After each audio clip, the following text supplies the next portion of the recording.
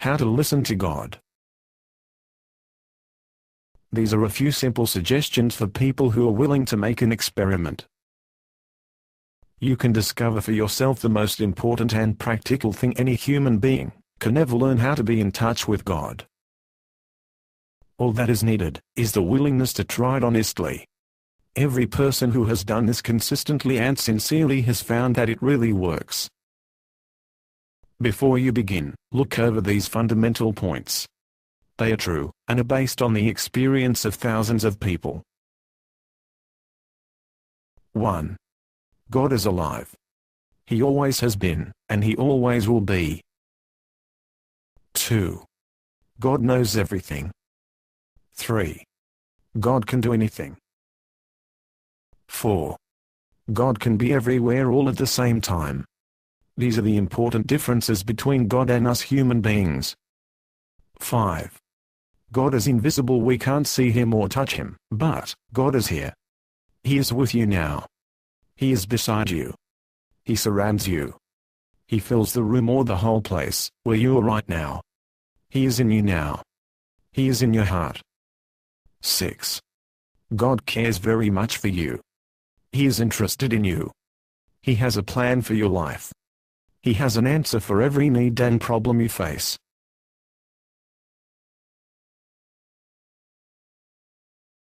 7. God will tell you all that you need to know. He will not always tell you all that you want to know. 8. God will help you do anything that He asks you to do. 9. Anyone can be in touch with God, anywhere and at any time, if the conditions are obeyed.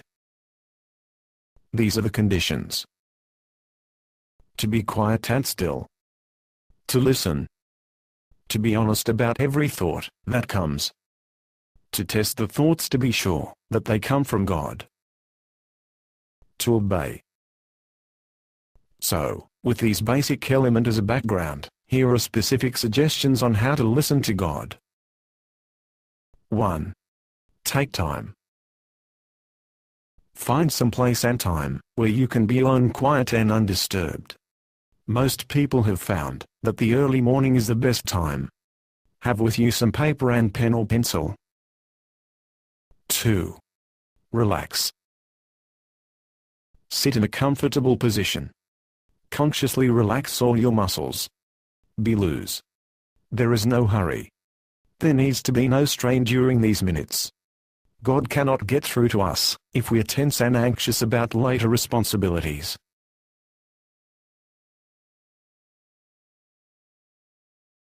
3. Tune in. Open your heart to God. Either silently or aloud, just say to God in a natural way that you would like to find His plan for your life. You want His answer to the problem or situation that you are facing just now.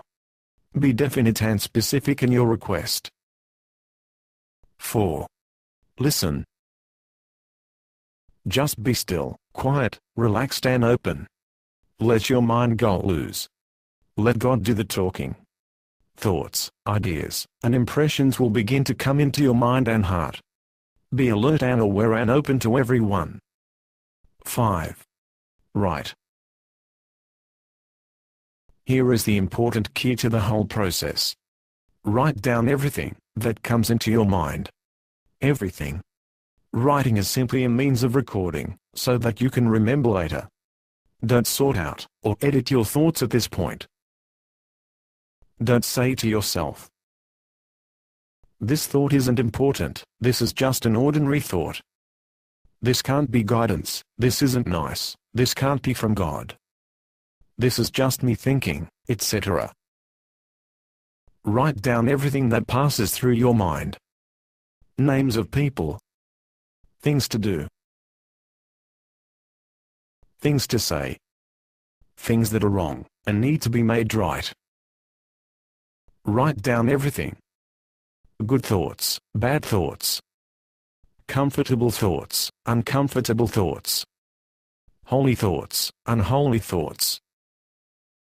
Sensible thoughts, crazy thoughts.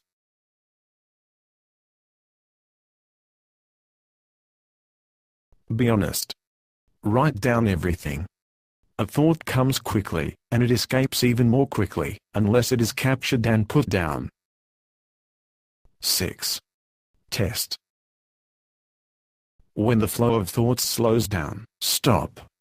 Take a good look at what you have written. Not every thought we have comes from God. So we need to test our thoughts. Here is where the written record helps us to be able to look at them. Are these thoughts completely honest, pure, unselfish and loving?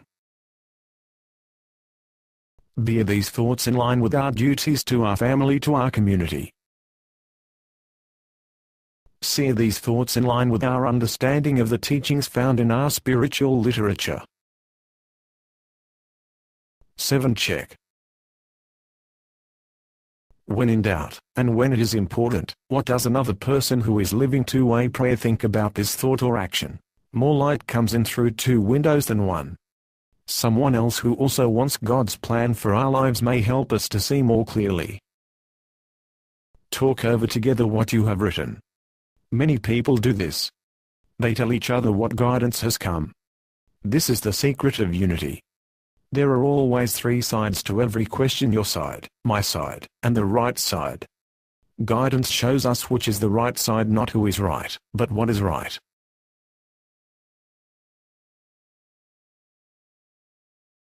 Eight. Obey. Carry out the thoughts that have come. You will only be sure of guidance as you go through with it. A rudder will not guide a boat until the boat is moving. As you obey, very often the results will convince you that you are on the right track. 9. Blocks. What if I don't seem to get any definite thoughts? God's guidance is as freely available as the air we breathe. If I'm not receiving thoughts when I listen, the fault is not God's. Usually it is, because there is something I will not do.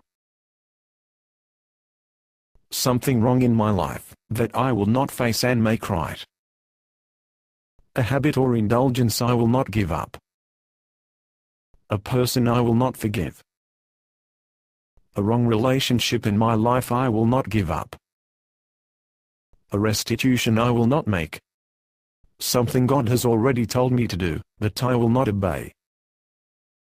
Check these points and be honest. Then try listening again. 10. Mistakes. Suppose I make a mistake, and do something in the name of God that isn't right. Of course we make mistakes. We are humans with many faults. However, God will always honor our sincerity.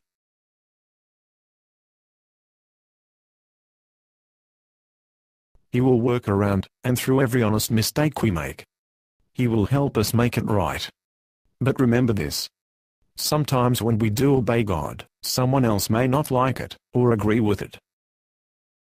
So when there is opposition, it doesn't always mean you have made a mistake.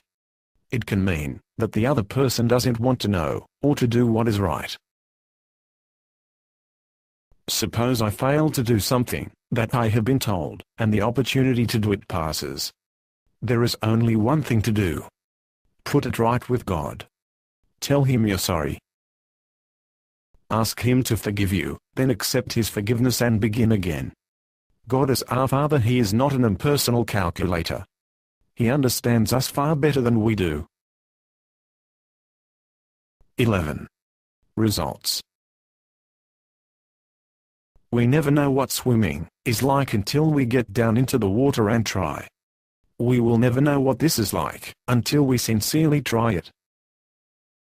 Every person who has tried this honestly finds that a wisdom, not their own, comes into their minds, and that a power greater than human power begins to operate in their lives. It is an endless adventure.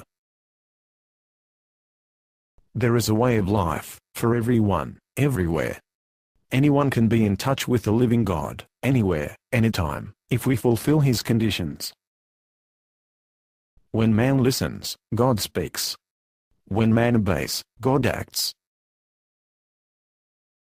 This is the law of prayer. God's plan for this world goes forward through the lives of ordinary people who are willing to be governed by Him. Written in the late 1930s by Johnny Battison.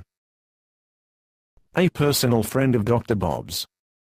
Co-founder of AA.